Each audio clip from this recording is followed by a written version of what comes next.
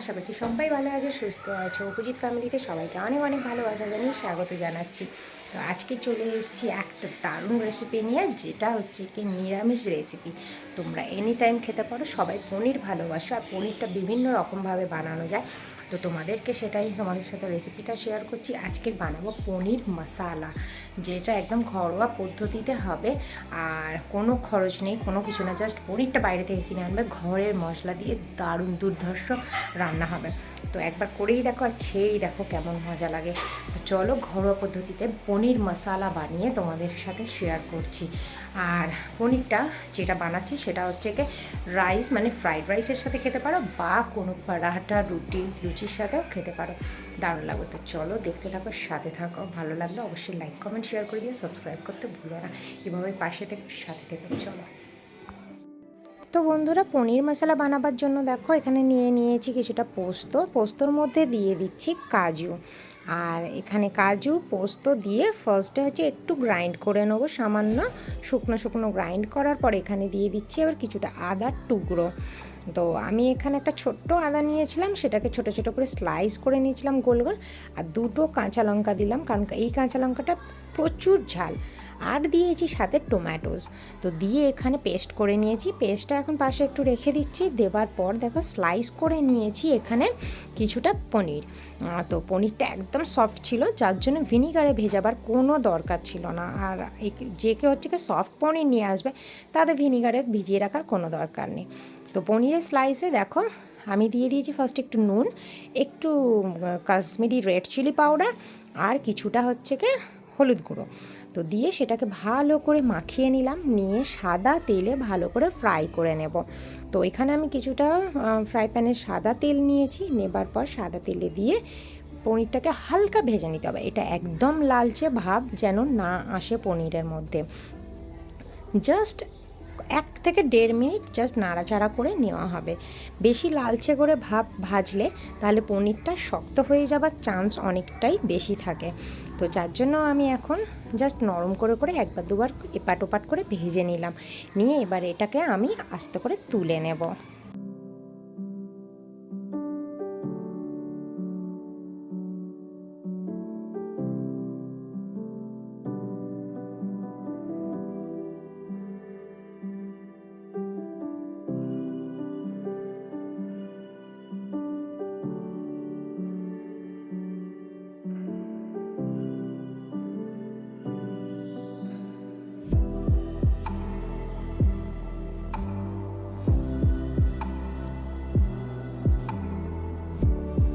আর একদমই সহজ পদ্ধতিতে পনিরটা বানাচ্ছি, যেটা তোমরা সবাই বাড়িতে বানাতে পারো। যেটা খেতে যতটা সুন্দর অপূর্ব টেস্ট হবে, ঠিক ততটাই সুন্দর হচ্ছে কি দেখতেও হবে। এটা বেশিরভাগ পরাঠা বা রাইস, মানে ফ্রাইড রাইসের সাথে তোমরা খেতে পারো। ইভেন তোমরা পোলাওয়ের সাথেও খেতে পারো, বাট ভাতের সাথে এটা খুব একটা ভালো লাগবে না। তো এখন দেখো পনিরগুলো ভেজে নিলাম, নিয়ে তুলে রাখলাম। এবার এখানে দিয়ে দিচ্ছি গোটা গরম মশলা। এবার বলি, গোটা গরম মশলার মধ্যে আমার কাছে একটাই মাত্র এলাচ ছিল। তো তোমরা 2 বা 3টে এলাচ ইউজ করতে পারো। গোটা গরম মশলা মোটমাট যা থাকে 2-3টে করে দিতে পারো। তো আমার কাছে একদমই ছিল না, একটাই মাত্র ছিল, তাই একটা দিয়েছি। আর এখানে দেখো আমি ওই পেস্ট যেটা করে নিয়েছিলাম, মানে পোস্ত, তারপরে টমেটো, কাজু, যেগুলো দিয়ে সব পেস্ট করেছিলাম, সেই পেস্টটা পুরো তেলের মধ্যে, যেটুকু তেল বেঁচেছিল সেই তেলের মধ্যে আমি ওই পেস্টটাকে পুরো দিয়ে দিলাম। দিয়ে পেস্টটাকে ভালো করে নাড়াচাড়া করতে হবে যতক্ষণ না পেস্টের কালার চেঞ্জ হচ্ছে আর তার থেকে তেলটা পুরো ছেড়ে আসছে। তো এভাবেই নাড়াচাড়া করার পরে যখন একটু হালকা শুকিয়ে আসবে, তখন গ্রাইন্ডারের মধ্যে যে মশলাগুলো লেগেছিল সেটাকে হালকা একটু জল দিয়ে ভালো করে ধুয়ে নিয়ে সেই জলটাকে দিয়ে দিতে হবে। দেবার পর দেখবে একটু শুকনো ভাবটা ছেড়ে যাবে, পাতলা হয়ে আসবে। তখন এটাকে কিছুক্ষণ রেখে দিতে হবে, দিয়ে এটাকে ছেড়ে দিতে হবে যাতে ওর থেকে তেলটা ছেড়ে আসে। তো আমি রাখার সময় দিয়ে দিলাম কিছুটা পরিমাণে হলুদ, আর কিছুটা পরিমাণে স্বাদ অনুযায়ী নুন দিয়ে দিয়েছি। তো এখন এটাকে ভালো করে নাড়াচাড়া করে নেব, আর একদম যাতে ভালো করে মশলাটা এর সাথে মিশে যায়।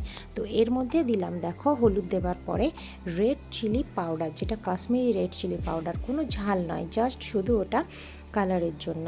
আর এখানে একটুখানি ইউজ করলাম ধনে গুঁড়ো আর কিছুটা জিরে গুঁড়ো, যেটা সাধারণ সবার বাড়িতে যে মশলাটা ইউজ করা হয়।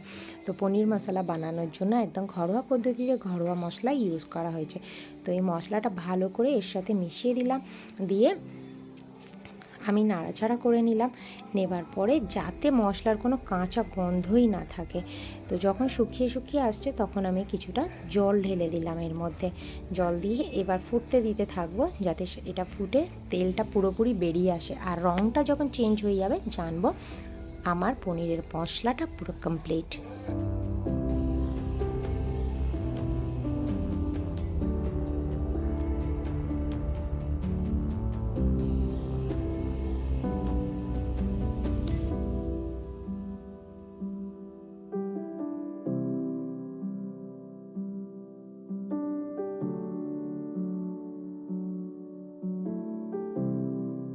পনির এমন একটা খাবার যেটা সব কিছুর সাথে ভালো লাগে, আর নিরামিষ দিনে তো ভীষণই কাজে লাগে। যে কোনো জিনিসে, পুজো থেকে শুরু করে প্রত্যেকটা জিনিসে, প্রত্যেকটা কাজেই পনিরটা কাজে লাগে। আর পনির খেতে কে না ভালোবাসে।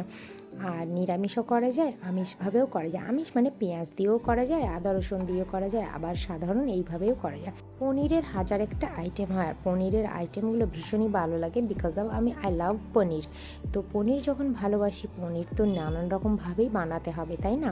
তো যাই হোক, পনিরগুলো দিয়ে দিয়েছি স্লাইস করে, যেগুলো মাখিয়ে রেখেছিলাম মশলা দিয়ে, সেগুলো দেওয়ার পরে আর দেখছো গ্রেভিতে একটু জল দিয়েছিলাম, দিতে গ্রেভিটা একদম পুরো পারফেক্ট হয়েছে, মানে যতটুকু লাগবে পরিমাণটা ততটুকু। তো এখন নাড়াচাড়া করার পর দিয়ে দিলাম ধনেপাতা আর একটু গরম মশলা। গরম মশলা তো মাস্ট লাগবেই। তো ধনেপাতা আর গরম মশলা দেওয়ার পর কিছুটা নাড়াচাড়া করে নেবার পরে আমাদের তৈরি হয়ে যাবে পনির মশালা। আর এই পনির মশালা যদি ভালো লেগে থাকে অতি অবশ্যই তাহলে একটা ছোট্ট করে লাইক কমেন্ট শেয়ার করে দেবে, সাবস্ক্রাইব করতে ভুলবে না। এভাবেই পাশে থাকবে, সাথে থাকবে। আর এখানে দিয়ে দিচ্ছি দেখো একদম গাওয়া ঘি, এটা হাফ টিস্পুন দিলাম, ঘিটা দেওয়ার পর এটাকে ভালো করে একটু নাড়িয়ে চাড়িয়ে নেবার পরে নামিয়ে সার্ভ করে নেব। তো চলো দেখতে থাকো, সাথে থাকো।